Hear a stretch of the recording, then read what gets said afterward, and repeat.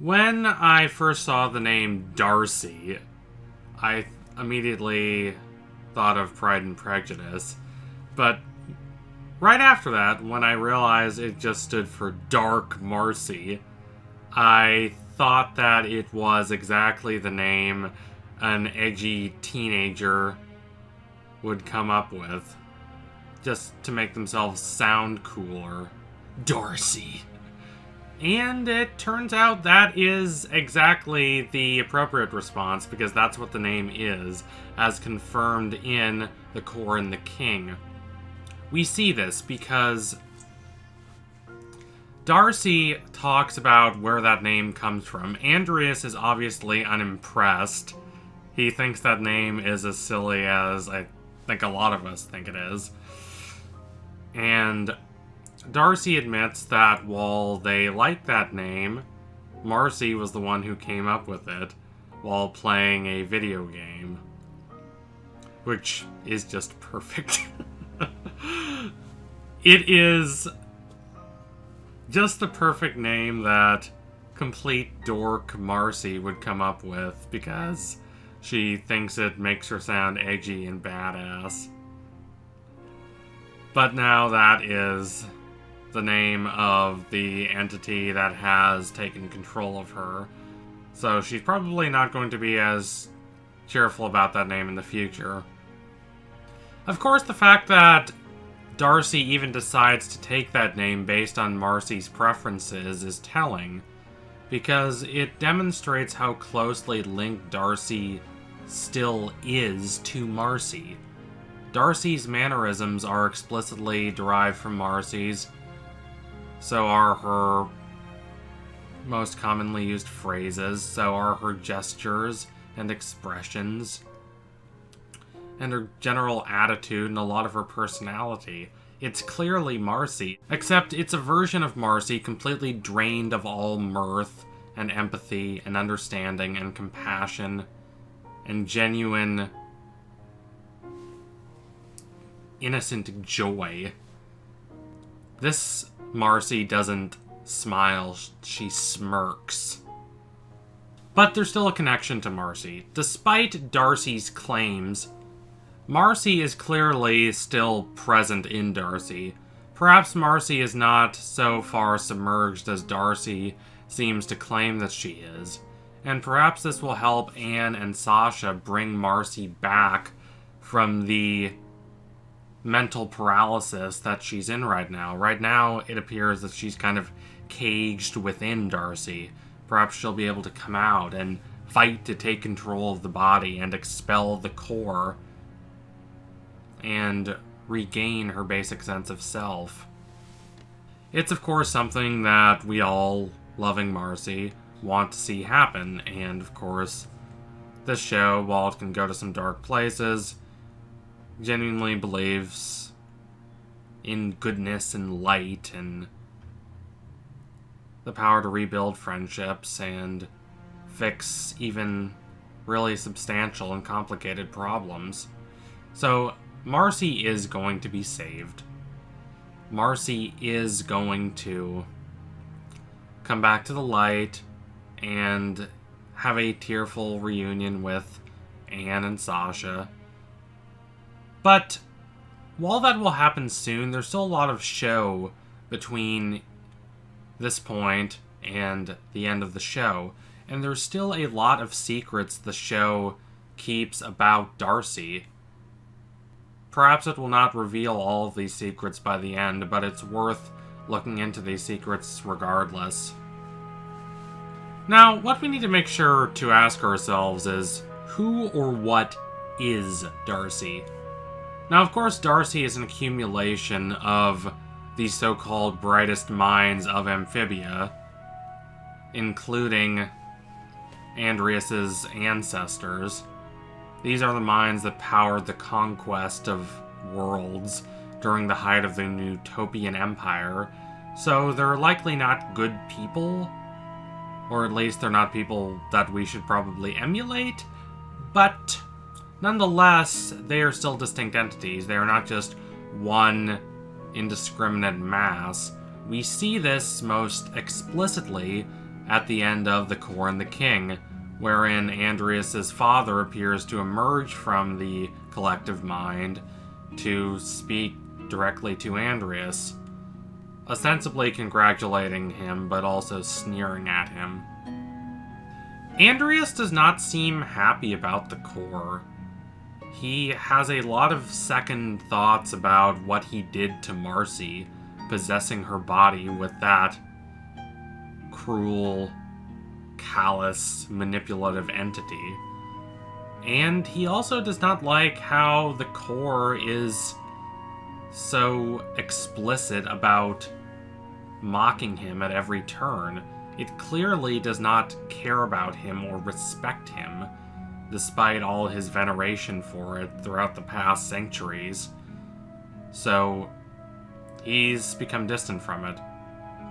But we still need to know a lot more about the core. There are still so many unanswered questions. What is it like for Marcy inside the core? I hope that this is a question that the show delves into as it progresses. I'm hoping that we get a situation wherein it's a vast, ethereal, white, flat plain extending all the way to the horizon, and there are a few little splotches of color on it where all the different people who make up this collective mind, this hive mind, are wandering. Perhaps Marcy's there, perhaps she has her own place. Probably not right next to Aldrich, Andrias' father, but she probably has a place nonetheless, and perhaps even from inside the core, she will be able to notice Anne and Sasha reaching out to her, and perhaps that will be a major impetus for her to struggle and try to take back control of the body.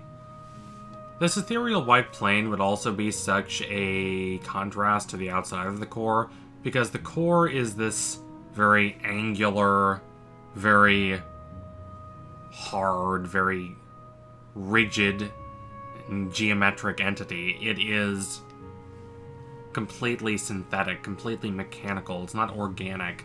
It's not from the earth. It's not alive in the traditional sense of the word. It was created instead of being shaped by the processes of nature. And of course, there is some humor that results from this, but it's dark humor.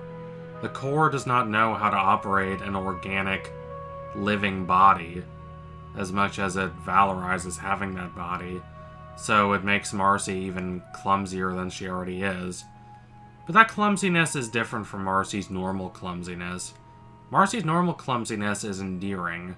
It comes from her running around, being so interested in her thoughts that she's not paying attention to the world around her.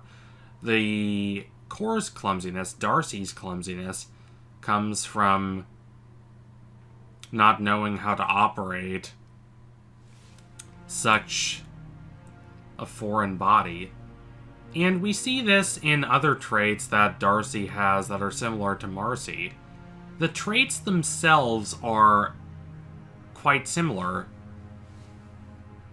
Darcy still retains Marcy's patterns of speaking and acting and a lot of her mannerisms, but the context of those parts of Marcy that the core retains completely recontextualize those parts and make them seem ominous and villainous, even though the parts themselves have not changed. It's an interesting thing to study. For instance, we know that Marcy loves technology and science and statistics, and it seems endearing coming from Marcy and her nerdiness, but coming from the core, coming from Darcy, it seems impersonal and mechanical, like Darcy is incapable of making real human interactions.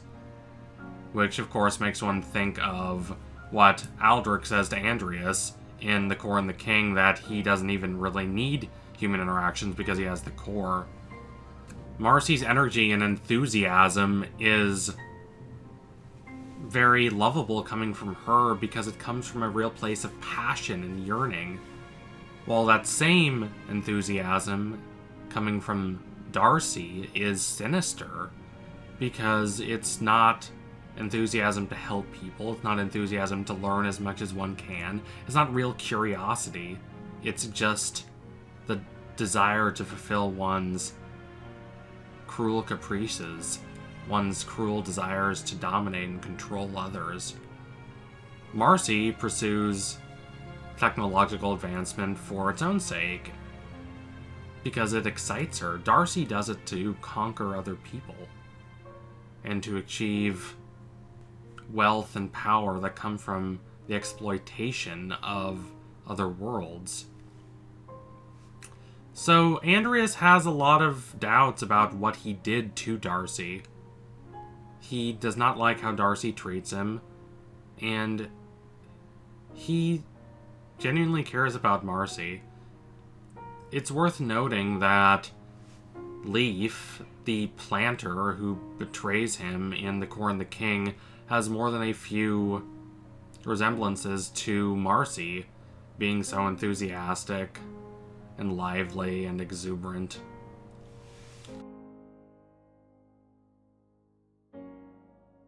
It's clear that Darcy is the main villain of the show's final season, not Andrias, and where that leaves Andrias is quite ambiguous. I'm not saying I need Andrias to become a sympathetic character. I am saying that he is probably going to take his own path from this point onward. I think that he will probably turn against the Core by the show's end. He's going to reject Darcy and try to stop them. Darcy will not appreciate this. They do not care about Andrias. They have no respect for Andrias. They value Andrias only as much as he serves their interests. When he stops serving their interests, he's no better to them than Anne or Sasha. He's disposable. How Andrias will react upon a wedge being driven between him and Darcy, which is already starting to happen, is compelling. Andrias is not going to relent forever to just act according to the will of Darcy. How Darcy responds to Andrias when Andrias is no longer willing to obey their orders, and the extent to which Andrias is willing to oppose Darcy when he no longer feels so connected to this grand imperial project that culminated in transplanting the core into Marcy's body, will determine how much of the ending of the show ends up playing out. So thank you all for watching. If you liked what you saw today, don't forget to like, comment, and subscribe. Donate to my Patreon if you can, and you want to see more videos like this before anyone else. Keep watching Amphibia.